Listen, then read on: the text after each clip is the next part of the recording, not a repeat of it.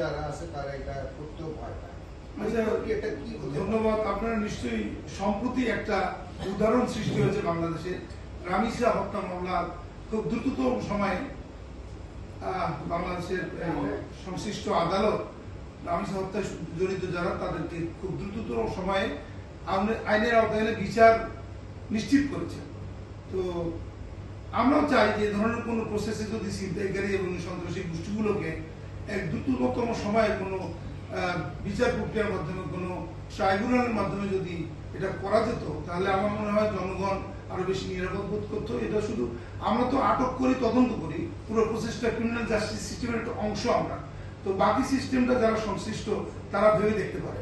আমার মনে হয় এতে করে আমরা উপকৃত হব। কোনো দুর্বলতা দেখছি না আমরা।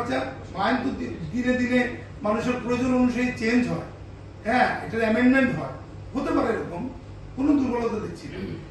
আচ্ছা, আমরা দেখলাম যে মোহাম্মদপুরটাকেই সবসময় যে অপরাধীদের হাব, এই মোহাম্মদপুরকে কেন্দ্র করে সকল ছিনতাই, হত্যা এগুলো হচ্ছে।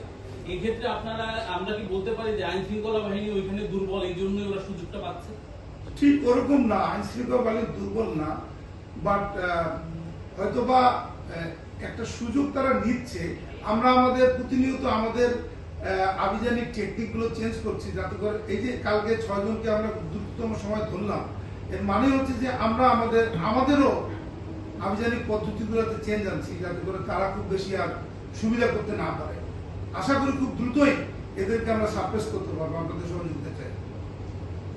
সেটা হচ্ছে যে এই ধরনের সন্ত্রাসীরা বা কিশোর গ্যাংগুলো দেখা যাচ্ছে বিগত আমরা দেখেছি যে রাজনৈতিক ছত্রছায়া ছিল। অনেক সময় এলাকার কাউন্সিলর, এমপি থেকে শুরু করে উচ্চতর বা উপর পর্যায়ে থেকে তাদেরকে শেল্টার দেওয়া হয় বা তাদের কৃষি হিসেবে এদেরকে কাজে লাগানো হয়।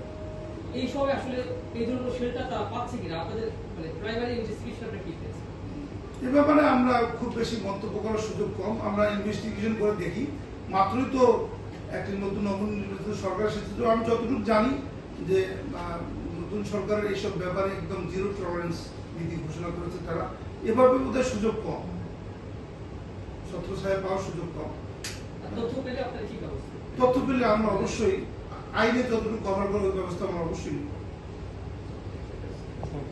ধন্যবাদ সবাইকে, ভালো থাকবেন।